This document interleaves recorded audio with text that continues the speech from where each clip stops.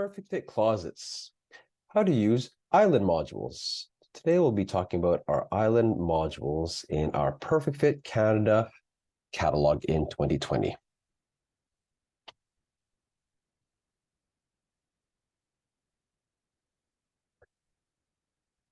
I've got my 2020 open, and on the left-hand side underneath my local browser, today I'm using my Perfect Fit Canada Canadian catalog. There are two catalogs, a Canadian catalog for our Canadian dealers and our US dealers for our US catalog.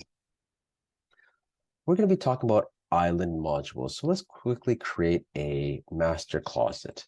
Let's say we'll make this one very large, 200 inches on each. And let's say 170 inches for my return wall. So I've got 3, 4 spaces, and we're going to create an island module in the middle. Typically, island modules don't need a wall. So we're going to create a fictitious line. Underneath our room layout tab, we know that I have a continuous wall button that I used and created the walls. Here we have our construction lines. We have a perforated or a dotted line. If we click on this tiny upside down triangle, we have a double-sided or a single-sided. Even if you click single-sided, you could always change to double-sided afterwards, and vice versa. If you click double-sided but only wanted single-sided, you can do so thereafter. I'm going to go ahead and left-click double-sided, and I'm going to click on the continuous button once again. And now I've got a plus as my new mouse icon, and I'm going to work my way and find the center and just oversize a line. Left click again, and I'm going to right click to exit. Now I can certainly move the line however I wish. And it's always best to center it first before you add anything. I'm going to click on my annotations and line to line, and I'd like to find the actual measure from the wall to the center of the line. And I'll do the same thing on the other side. We have 108 inches and below and 97 7/8 up top. And I'm just going to quickly drag it and center it as best as I can. Just a little bit over, and we got 99 and 100. So that would suffice for the time being. So roughly about 99, 100 inches away from the center line. So we are pretty much centered here. I can easily grab the line, grab the green button, and I can extend, or I can shorten. We'll extend it for now. The best thing to do now is to grab your elevation views. I can grab my elevation view for my wall 1, 2, 3, and 4. I could also grab my elevation view for each side of this fictitious wall. I'm going to go ahead and double click the bottom. So I've got my 2 elevations. We're going to label this so everyone can see this just a bit better. We'll label this as elevation 2. I'll name my tab elevation 2. And I'm going to make another note for myself at the very bottom that this is elevation 2 that I'm working on. And we'll do the same thing for elevation 1. And just label it. So it's a little bit easier for us to design. So now that I've got my labels, I'm going to go ahead and use my island modules. Underneath our local browser, if I double click on our categories, we've got modules, parts, accessories, hardware, moldings, obstacles, extras, garages, kitchens, and the date of my catalog. I'm going to go ahead and double click our modules. In our earlier videos, we spoke about our stackable modules, wall modules, tall corner, left and right outside corner, and now we're going to talk about our island modules. If we see the depiction on the information tab, if it populates, and it didn't, let's go ahead and take a look in our attributes, and we'll take a look at the picture and see what that looks like. For all our modules, from our stackable, wall, and tall, we use our elevation section to drag and drop. For our left outside, right outside, tall corner, and island modules, we like to use the top view. I'm going to left click my island module. I'm going to drag it into my top view. Once I see my magnet, I'm going to just circle anywhere around in the middle. Sometimes you'll get 2 magnets or 1 magnet. Anywhere in this section will suffice. I'm just going to just drag and drop. And a new dialog box appears. I'm going to right click on this illustration just so I can see the textured lines and see it a bit better. The island module consists of 2 panels that are half drilled. So I got line boring holes on the inside and a clean face on the outside. It also features a front and back side. And it also features a partition in the middle to separate the 2 sections. Underneath our rows, we've got our heights, openings, depth back opening, depth front opening, the widths, panels on the left and right, shelf bottoms, and so forth.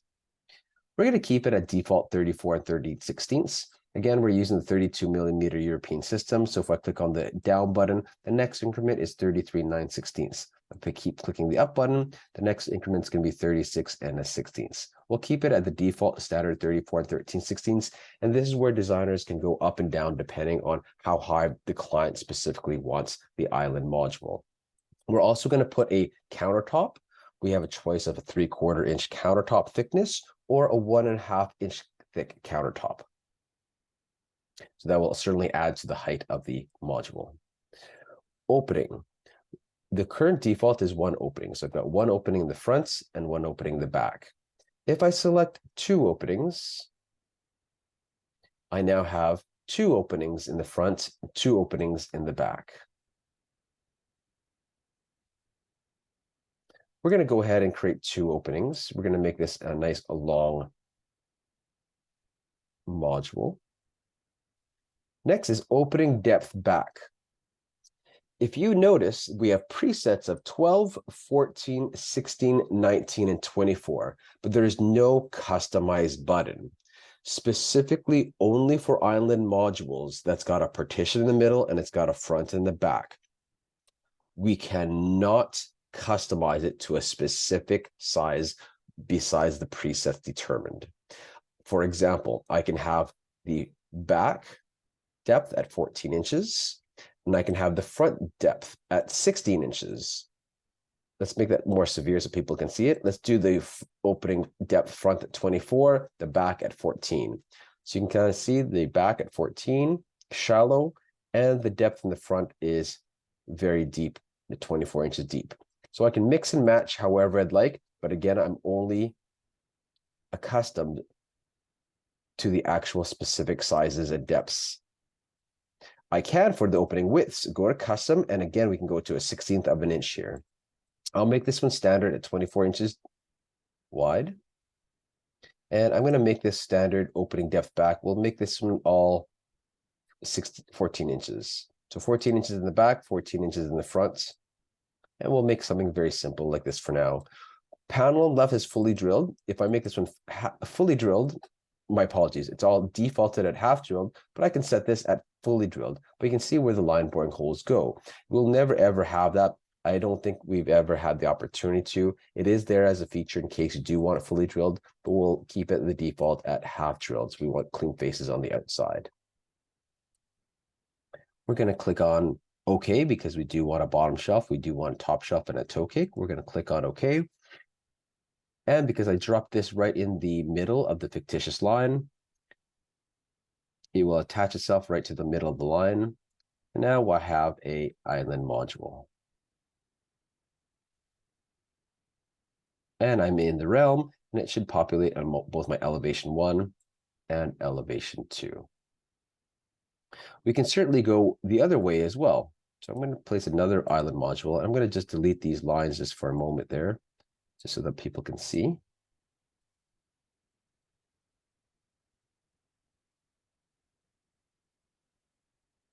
All right, we're going to create another module, but this time we're going to go the other way.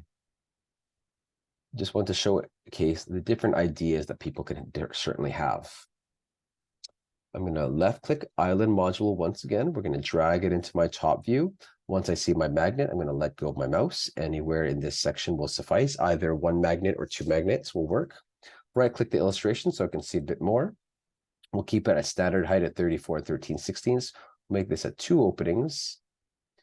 But this time I want to make it a little bit deeper. So I'm going to have 19 inches in the back and 19 inches in the front. And we'll keep this at 24 inches wide. And you can see we have different ways that we can do this. I could even make this long the other way as well. I can make this one 24 inches deep and make it a big square. I can make this a little bit more shallower if I wanted to. So again, there's different ways that you can make this box and criteria. This one's got 19 inches depth back, 19 inches depth front, and 24 inches wide. I like using 24 inches wide or 30 inches wide. Therefore, I can use some of our accessories, such as our tilt-out laundry baskets, pull-out laundry hampers, wire baskets, and much, much more. We'll click on OK, and we'll drop this in. So now we're going to have two different types of island modules. One's a little bit deeper, one's a little bit more shallower.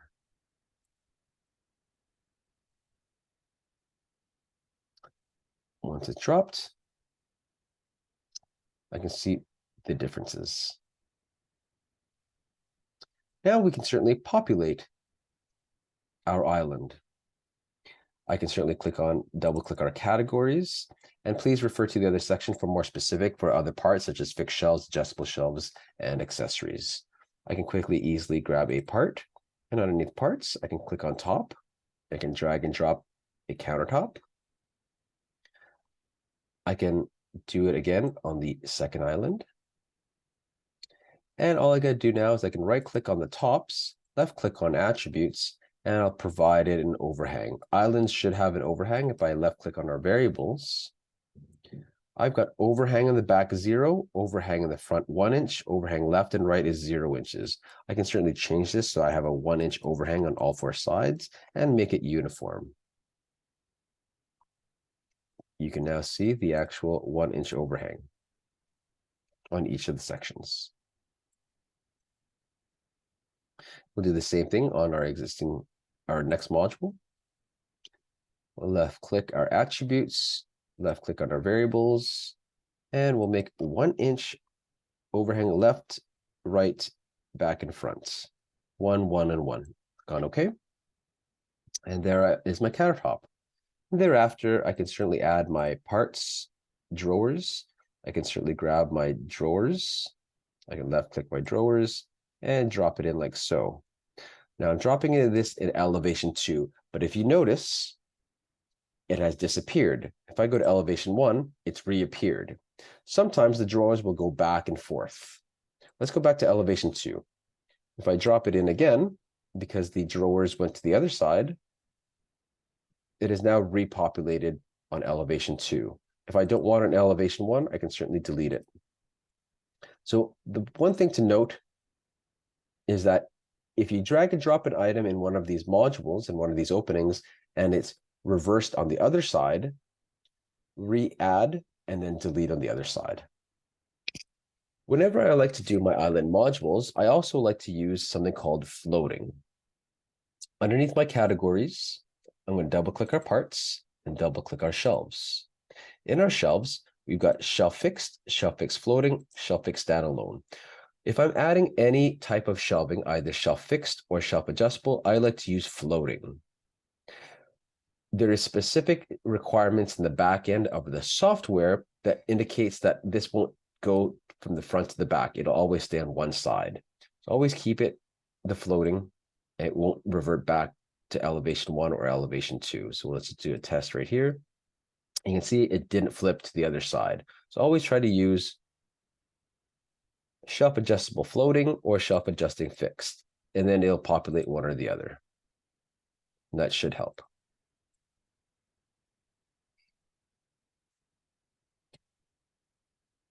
So today we spoke about our island modules, and if you need further assistance and need further help on how to use your island modules, please contact us at support@perfectfitcanada.com.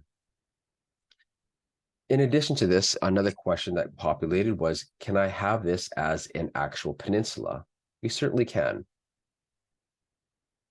On a peninsula is it's just attached, it's an island just attached to a wall. So I can certainly extend my fictitious wall. Once that populates, all I'm going to do is just move this section all the way to the farthest right.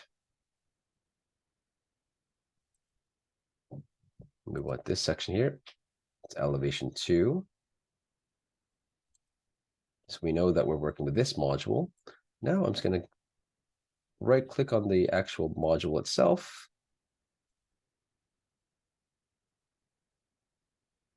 Maybe I can grab it from the top view. Here is my module, iMod. We're going to drag. And we're going to just drag this all the way to the wall. And now I've got my peninsula. There's going to be a collision because of my 1-inch variance there. So let's just go ahead and drag this. So it's 1 inch off the left wall. Or I should say right wall. Collision is now going to disappear. And now I can certainly just add a filler.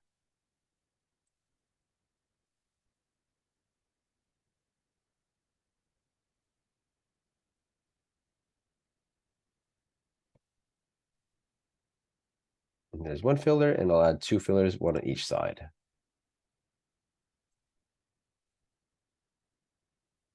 And if we take a look at a perspective view, we should be able to see this island module now as a peninsula.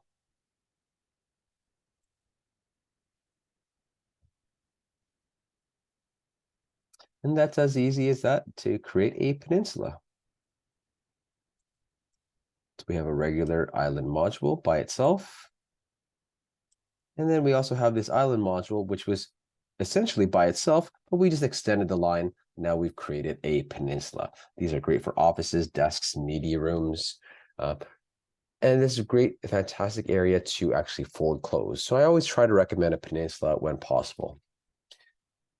Once again, thank you very much for chiming in to our Perfect Fit Closet Island Module How-To section.